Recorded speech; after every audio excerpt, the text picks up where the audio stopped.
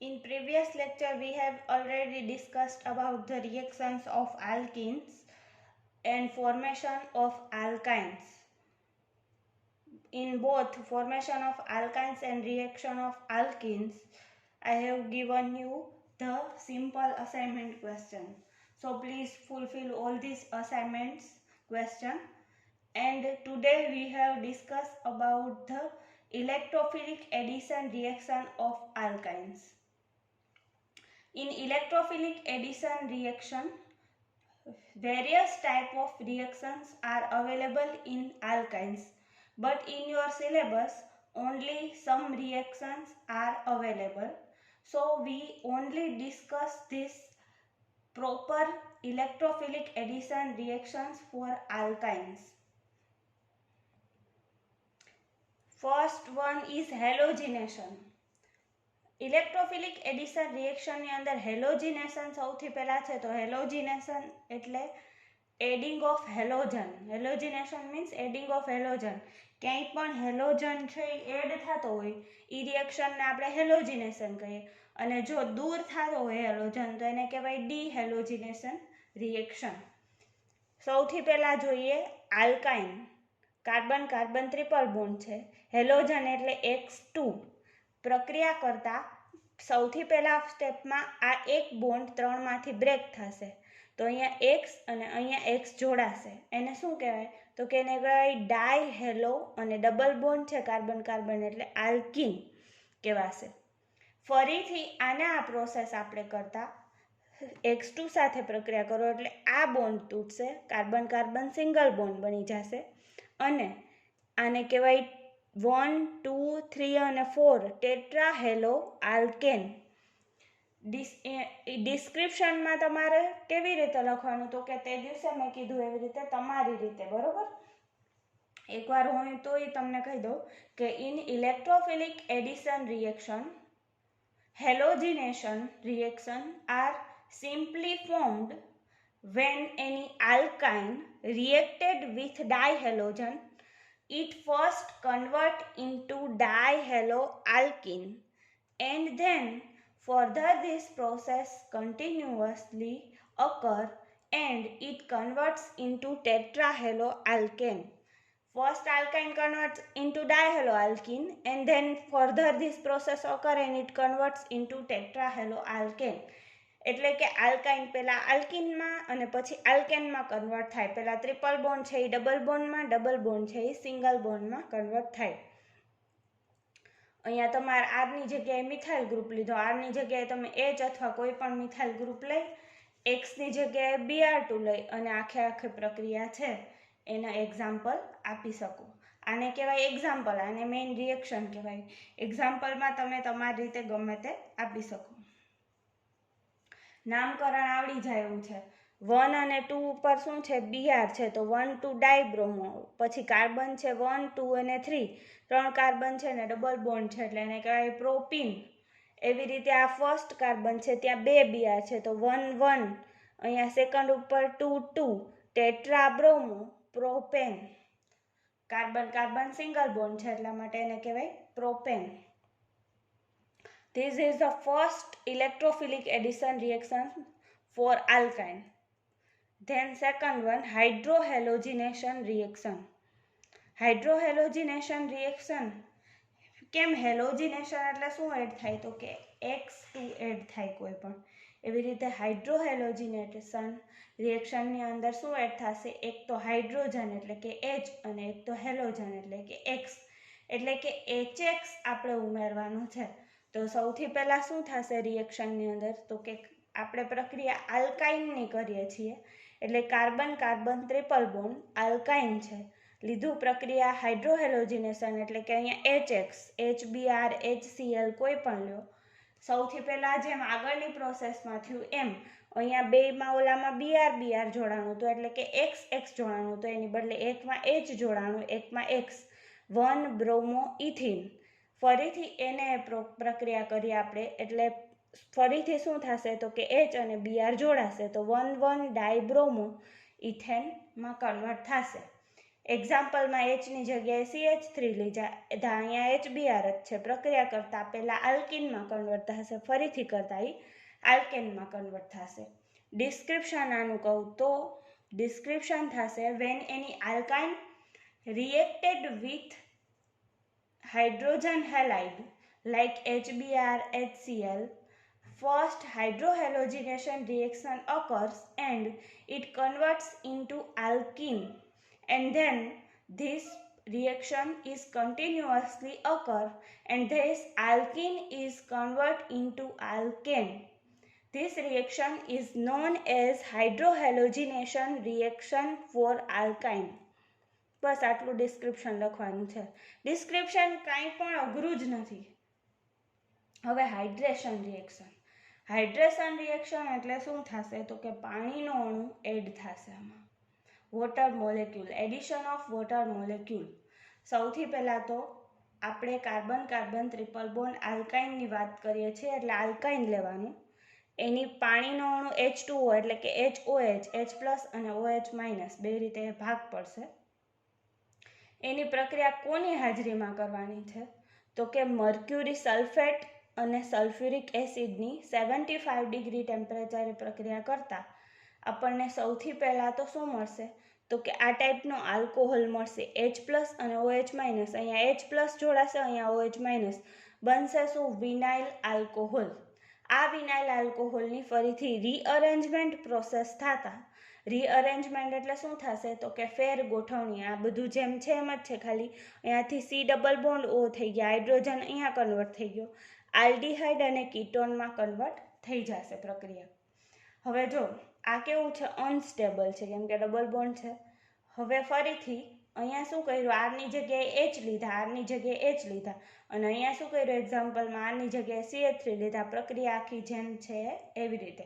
તમે ખાલી આ એક એક્ઝામ્પલ લખો ઇથાઇનનું તો પણ ચાલશે, આ પ્રોપાઇનવાળું ન લખો તો ચાલે. ડિસ્ક્રિપ્શન કેવી રીતે લખવાનું એ હું તમને કહી દઉં. ઇલેક્ટ્રોફિલિક એડિશન રિએક્શનની અંદર ત્રીજી છે hydration reaction. When any alkyne reacted with water molecule in the presence of mercuric sulfate and sulfuric acid at 75 degree temperature, first it gives unstable vinyl alcohol.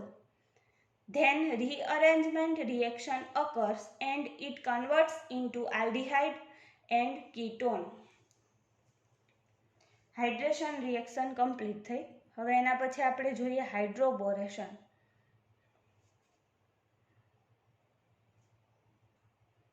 હાઇડ્રોબોરેશનમાં કેવી રીતે છે તો કે સૌથી પહેલાં carbon carbon triple bond alkyne લેવાનું, એની boron hydride એટલે કે BH3 સાથે પ્રક્રિયા કરવાની.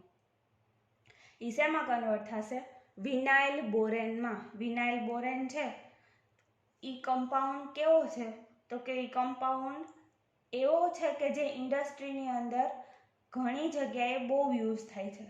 પછી એના માટેની તમને જે આ પ્રક્રિયા આપી છે આ બે પ્રક્રિયા તમારે લખવાની જરૂર નથી કેમ કે એ તમારા માટે કામની નથી. ખાલી તમારે હાઇડ્રોબોરેશન લખવાની છે કે when alkyne reacted with boron hydride BH3 it gives addition reaction and it converts into vinyl borane. This reaction is known as hydroboration reaction. પાંચમી રિએક્શન એડિશન ઓફ કાર્બીન.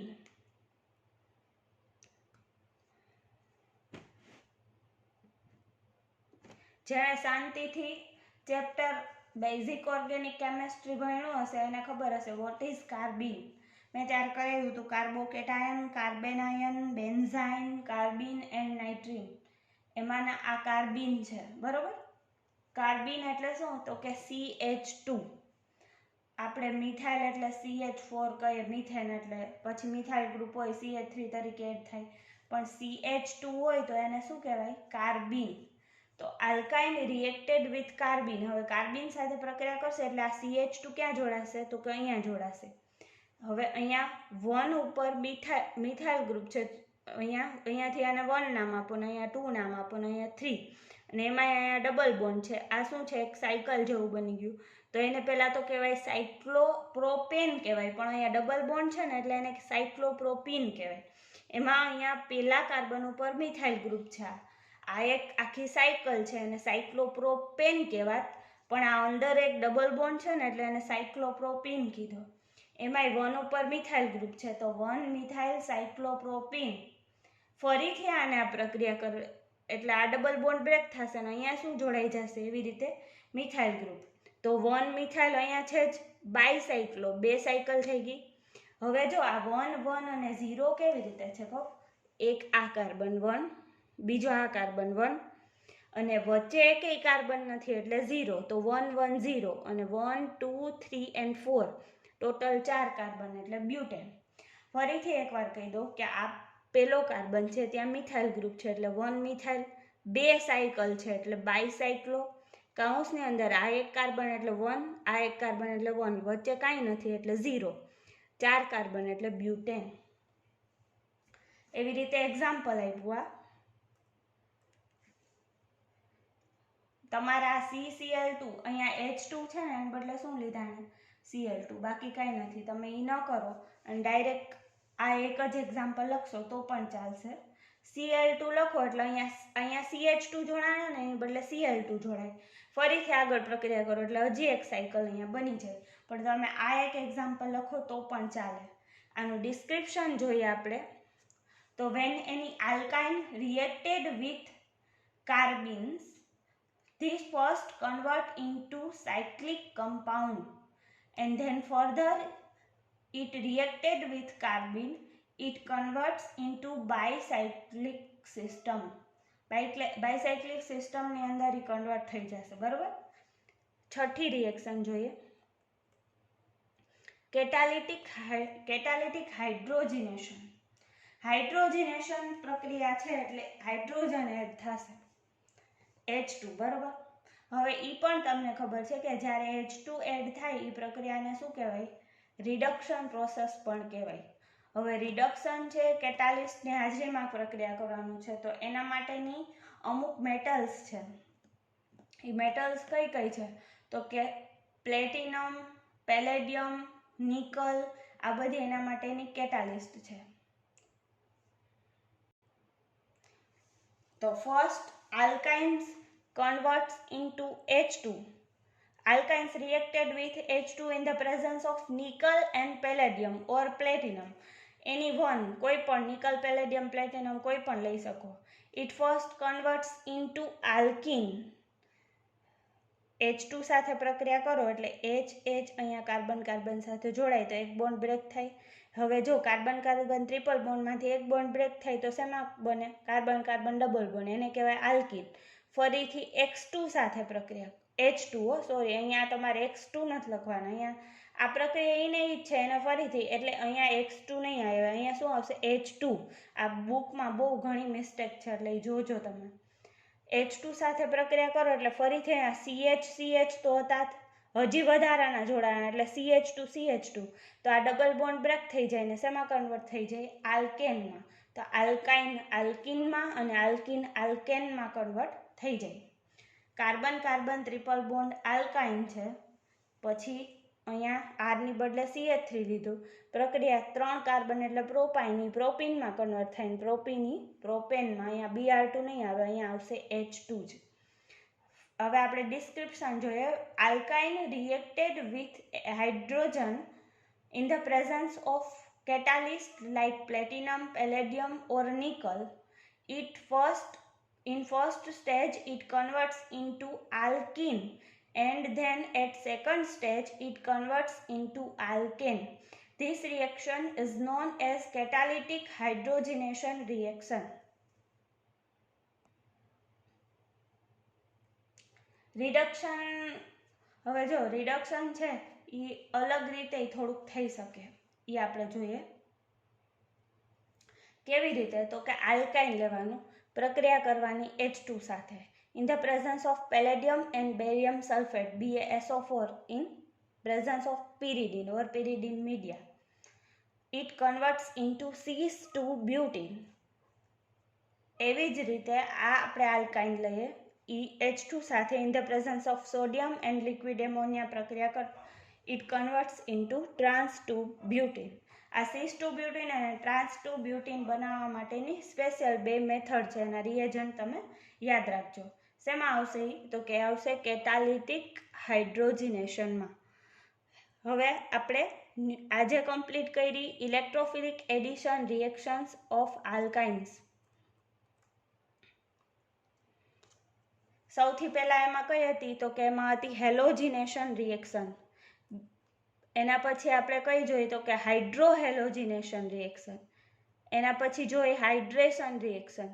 એના પછી હાઇડ્રોબોરેશન રિએક્શન. એના પછી જોયું એડિશન ઓફ કાર્બિન. અને છઠ્ઠી છે કેટાલિટિક હાઇડ્રોજિનેશન રિએક્શન. હવે આ રિએક્શન છે ને ઇલેક્ટ્રોફિલિક એડિશન રિએક્શન, એ 6 ક્યારેય નથી પૂછાતી.